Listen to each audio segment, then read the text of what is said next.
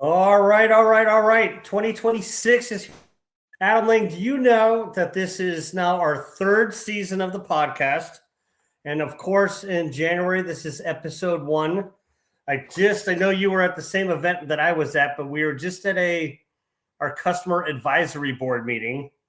And I had shared with that group when we first started the very first customer advisory board meeting, we had 4 valuable customers at that meeting. And this recent one, I think we're just short of 30 customers representing 10 different segments of the industry. So I'm just blown away about that audience. And of course, I asked them, who knows that we do a podcast? And about 90% of them said, yep, I've watched it, I'm aware. And they all kind of, laughed and with support. So welcome, Mr. Lang. We have a distinguished guest. And I always say distinguished because as we think about Netradyne and the progress we've made at Netradyne over the last 10 years, we have one of the co-founders of Netradyne, Dr. David Julian, who's on with us today. And we have some really exciting topics around, the buzzword in AI and where Netradyne has been and where we're going in terms of using AI on the vehicle and empowering mobile workers. And, I'm pretty excited about that. So welcome, David, to the show. Adam, do you want to walk us through a little bit of the sort of the overhead of the podcast, how we'll go through today and kind of a little bit of guidance for visitors? Yeah. Well, first off, thanks for having me once again. And David, welcome. We've got some star power here, people. Dr. Julian, co-founder of Netradyne, and has some great things to say. Also a member of Forbes Technology Council, I believe, and writes articles from time to time, which I would encourage all of our listeners to check out. One more housekeeping item. Please add your comments, your questions during the podcast. We will get to them as we can, but I encourage an open dialogue because we love answering questions. So today, we are going to talk about a pain point that has plagued the industry for a long time, and that is searching for downloaded video, right? Like searching for video in general. When I was a motor carrier, I can remember many, many times doing this and having a difficult time, no matter how clear the video is. If you didn't know exactly when it happened, you're going through some pulled video footage that takes time, that takes human review. So we're going to talk a little bit about a solution that Dr. Julian has helped us with, and we're going to kind of outline what this could potentially do for our customers and for anyone else interested. It's always interesting to say what's broken, but I don't think anything's broken, David. But I know that, in the 10 years, maybe, I'd be super interested. I know the audience was, the journey we've taken and then, where you see, we're heading, and I think that will drive our conversation here. Yeah, no, I think it's a very exciting area, and I appreciate being on today. I know Shrikant was going to join us as well. Unfortunately, he wasn't able to make it at the last minute. But I think this is an exciting and relevant topic. Adam, as you mentioned, search has been an important part of the product from the beginning. That basically, as events happen, obviously with Driver Eye, we're looking at all sorts of AI on the edge, and we've got that physical AI out there looking at and understanding the driving environment around the vehicle and in the vehicle. And when certain events happen, especially crashes or mystery damage or customer claims that something happened or the claims that a vehicle caused some damage or something like that, as well as all sorts of other events, there's always the need to go and try and find that video footage and try to understand what really happened. Does it exonerate the driver? A lot of times it does. Or does it help quickly resolve the claims and understand, okay, we are at fault and we want to get this resolved quickly and expeditiously. And so from the beginning, we've had the ability on Driver Eye to record a rolling buffer of video storage, 100 hours or more, depending upon the SKU. And in the early days, you'd go through and you'd be able to kind of record and request videos to come up. Over time, we added additional features where you could actually see IMU data speed data, and things like that. And that would help you figure out what might be the interesting video clips to upload. Because what often happens, for example, in mystery damage, the driver doesn't even know when it occurred. Or even if there's a low fender bender, the driver maybe knows, but they don't remember exactly when it happened. You're trying to find this video, or maybe also we have, for example, people transport, and maybe there's a inward camera with and some event happened inside the vehicle, and you're trying to find that event. But especially on kind of the roadway, looking outward, and so what often would happen is you're now left trying to download maybe half an hour, an hour's worth of video, have someone search through that video, try and find where that event that occurred happened. It feels like needle in the haystack type searching. Like here you go. Here's a big chunk. Let me know when you found something interesting. And like I don't think anyone's excited about that venture. Exactly. And so I think we already actually launched last year a very exciting enhancement to our product, which allowed for search on the cloud. So what would happen is you could still go and say, I think something happened in this 1 hour chunk of video. You'd upload it to the cloud, and now you could use natural language search in the cloud, and that's available on our products today. I'm going to stop you for a second because I know a lot of terms. I don't know all the terms, and sometimes I think I know the terms I don't. Tell me again what natural language search is, because I want to make sure I got it right. And it's as you and I know, for the last 10 years, I've probably asked you more questions about technology than you've ever forgotten. So, and that's why you doctorate, Adam. Yeah. So I think as you look at natural language, it's sort of what if you've used kind of some of these AI LLM models like ChatGPT, or even you can actually do this now in Google, where you actually just conversationally say the search the way you would kind of as if you're asking a person to do the search. You just kind of say, hey, I'm looking for where this accident occurred, or I'm looking for, I think there's a red car involved and it was near an intersection. Could you find me that video and things like that, rather than having someone watch all this video or even just doing keyword searches. And it's not essentially only tied to alerts then anymore. So you're not saying, tell me anytime I went through a stop sign, but you're like, as an example from what you described, let me know when I'm driving down the street and someone, a dog jumped in front of the car, or there was a wagon or a box on the street, that might have disrupted the driver's day.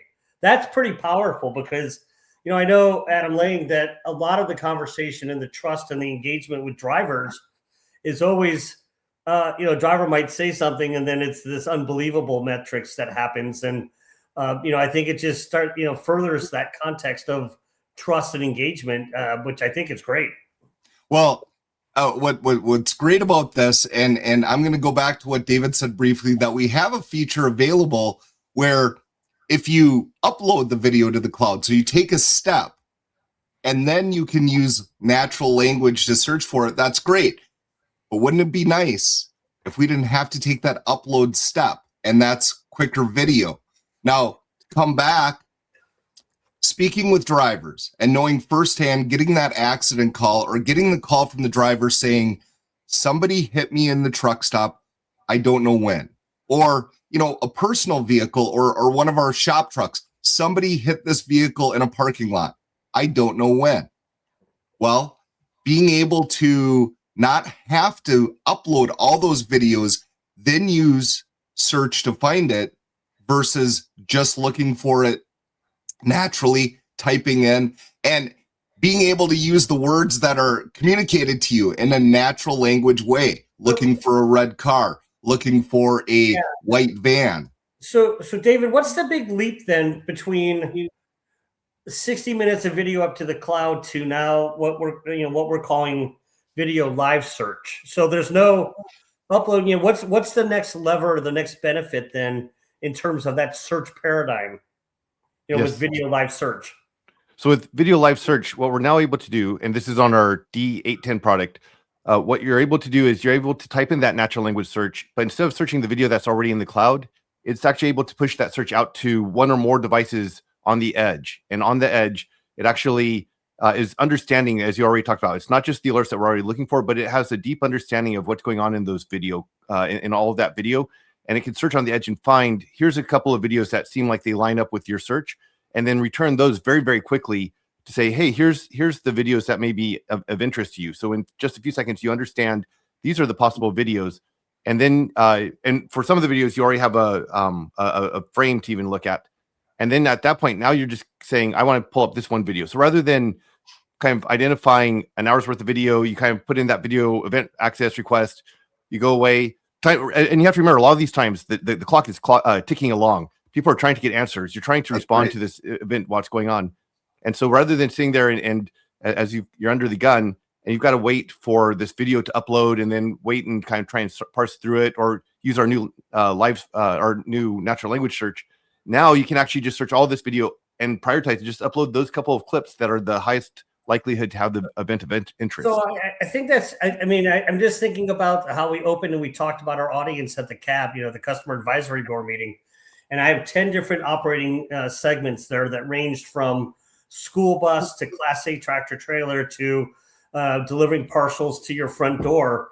It just feels like that's starting to allow companies to use technology based on how their business operates and not having to change their company based on how technology what technology can do.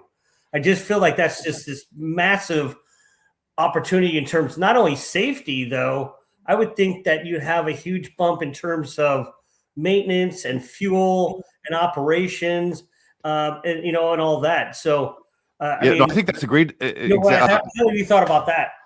Yeah, I think that's a great insight, Adam. In fact, to me, that's one of the things. If you kind of think about the old paradigm, it's so the cost of doing it is so heavy that you're doing it just for those critical events where you think there's a mystery damage or an accident or something like that. Something has to really exceed the cost of this search. Whereas now with live search, the search is so easy that you can enable it and utilize it for all sorts of key insight. So, for example, we've had one fleet that works in the construction industry who's talked about, hey, it'd be great to know, is there ever, when my vehicles are on a construction site, that they look out and they see someone who's not wearing a hard hat or a safety vest, or all sorts of different things. So I think you can now really operationalize and utilize this in all sorts of interesting ways to get much more key insights. Adam, did you have a comment? Well, I just, that resonates with me right there so strongly, David, as far as having personal protective equipment on and being able to tell if that's going to, you have safe workers out there. You have people that are wearing their high-vis vest. You have people wearing their hard hats in certain work sites. I mean, construction industry, trucking industry, parcel delivery, school buses. The applications are limitless, but like Adam Kahn said earlier, you don't have to change the way that you talk to the system, as it were. You can use that natural language. And I'm wondering, guys, would this be a good time to just take a look at a little sample? Yeah, I'd love to see it. Let's show kind of the little sneak peek or little behind the scenes.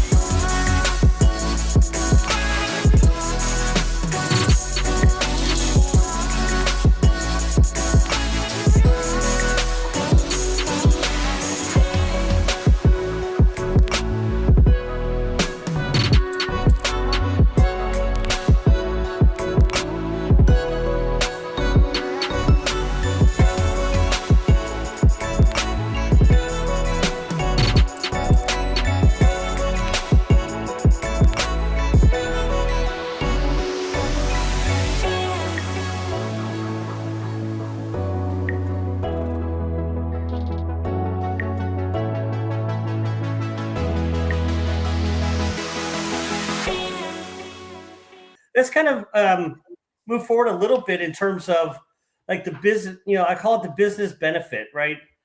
Like we certainly talked about the ability of issue resolution, and I started thinking about the different areas, with the DA10. Just remind me, David, that's up to how many cameras does the fleet have access to?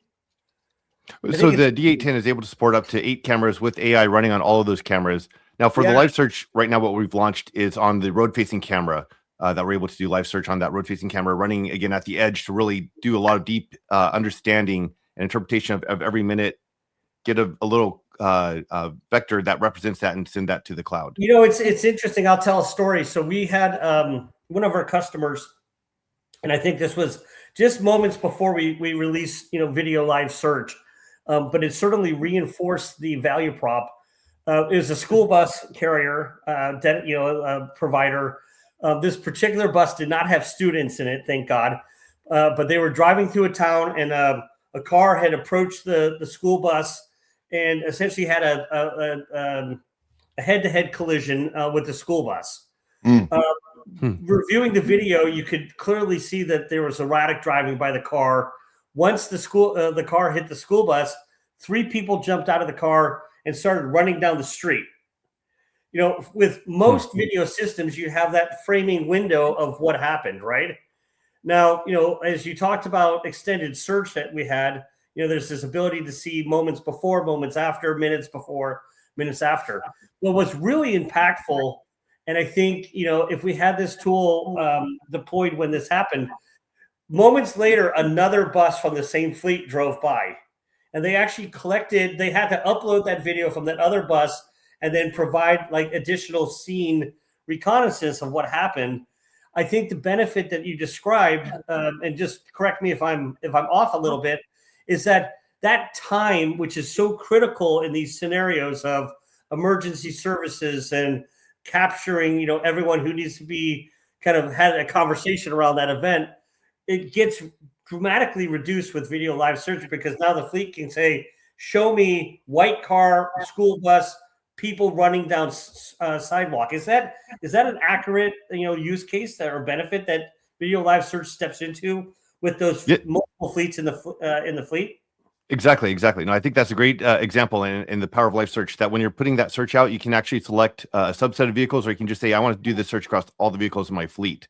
And as you do that search across all the vehicles in your fleet, you can even restrict certain time segments and things like that to try and isolate it. But it's very common that when an accident occurs, that other cameras are going to capture that event, especially if it happens at a truck stop, or they're in a school where you have a lot of routes or delivery vehicles or things like that. And so then you get a lot more different angles, and you get a lot more understanding of what's going on.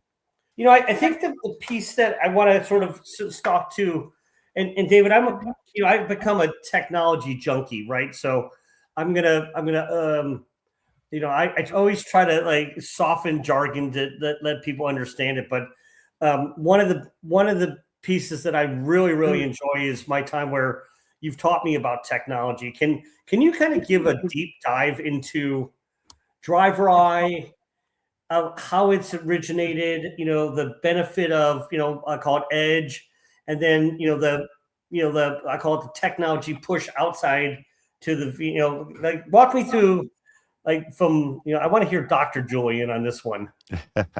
Yeah. So I think as we look at driver eye from the beginning, we kind of back in 2015, 2016, we were looking around and we saw that there were video event recorders that had human in the loop, where basically a video would get triggered based on an inertial event. It would go to a call center people maybe later that night or the next day.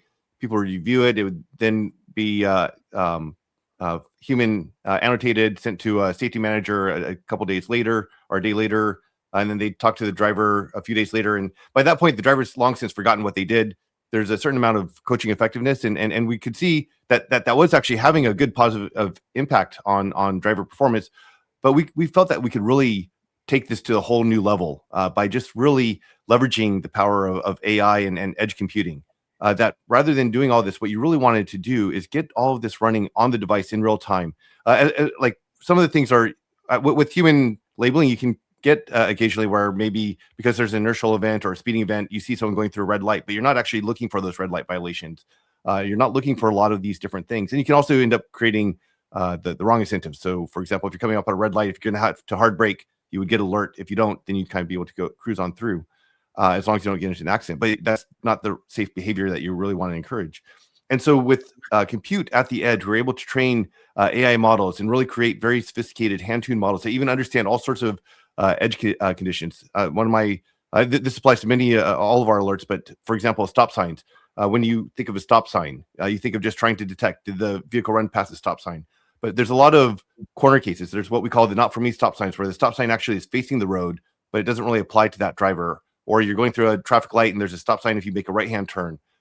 Or there are stop signs that apply to you, and then there's a peace officer or a construction worker who's actually waving you through that stop sign. So that's no longer and I actually remember applies to you. seeing stop signs like, I know when we first had service in the Commonwealth of Pennsylvania, where it said Yes.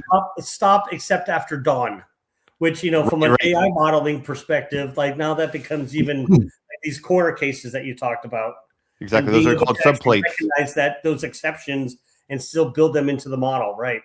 And then I think there's similarly other places where they have a subplate that says except right turn. So the road's kind of curving right. If you're going to go straight through, you have to stop. If you're going to just keep going on the road on the right, you don't have to stop.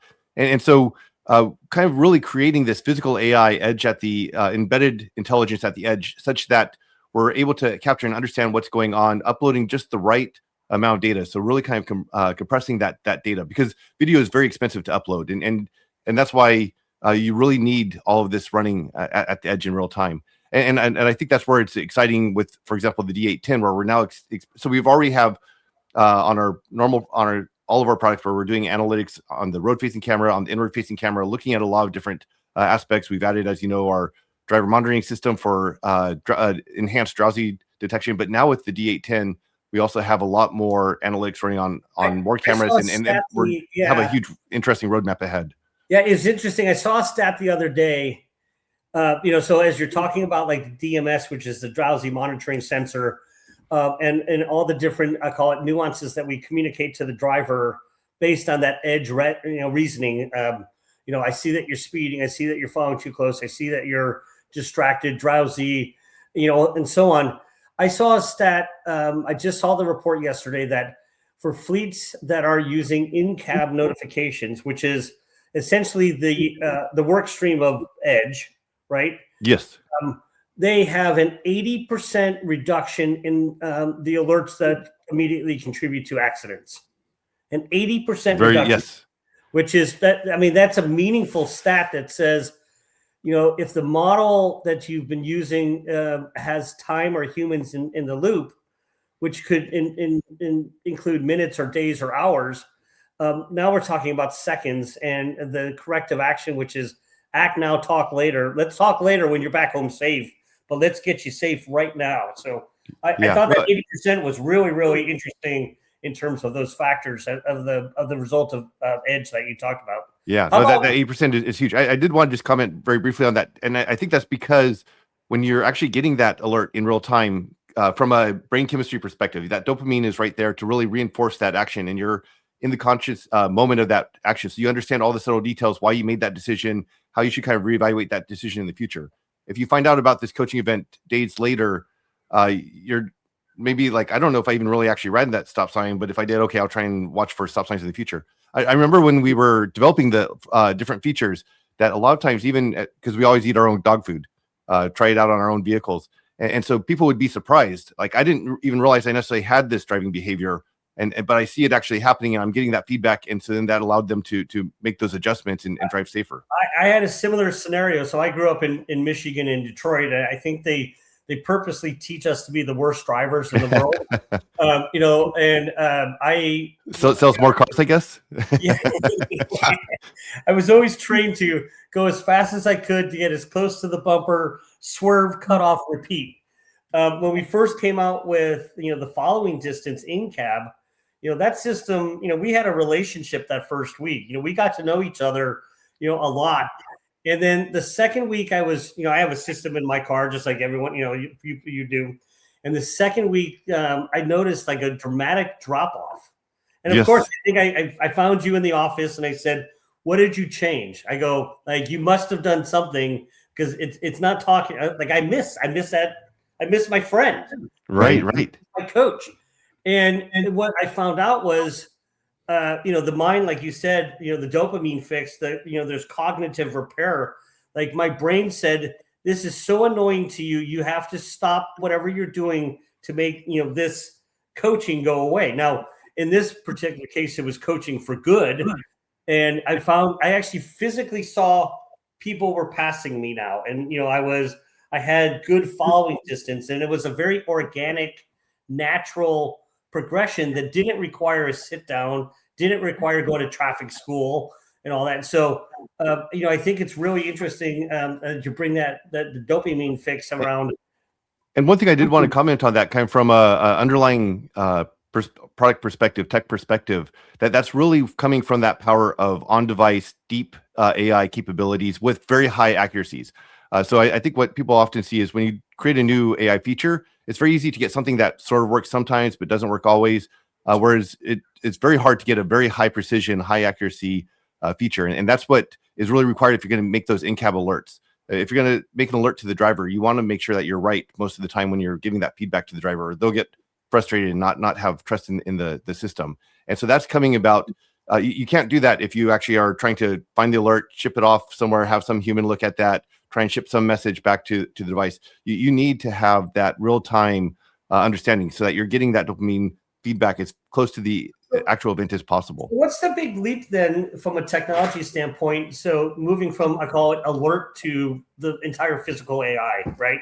The entire driving environment. Like what's the big, walk through like the sort of the big step up, the big elevate that, because it's pretty clear to me, like I know a stop sign, I know I can train on the stop sign, but now as we described video live search before, we're essentially talking about every object that we encounter could be, an element that, we can bring into that modeling.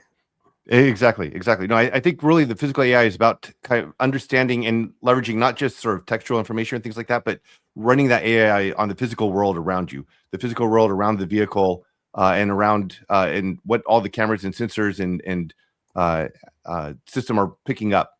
And so I think again, I actually am very excited by this live search feature that as we've talked about from an operational perspective. I think we're just starting to scratch the potential of what's really there. As different customers bring about and try out different operational use cases. So just trying to understand. I think even I was talking with Adam Lang the other day, and he mentioned how when he was working at Helver, that they were trying to look and find out, do they want to put some protection for deers? And so they're trying to understand how often they see deer. Now with a live search, you can just type in a search term of, hey, across my fleet, how often am I seeing deer over a 1 week time frame? And you can, so right now you need to count the number of search results that come up, but we can start to operationalize that. I think also if you look at, for example, the blog post that we talk about, we talk there about sort of our 2-tier AI system. So we still have the alert events that we create that have very, very high precision. So one of the trade-offs is to make these natural language searches.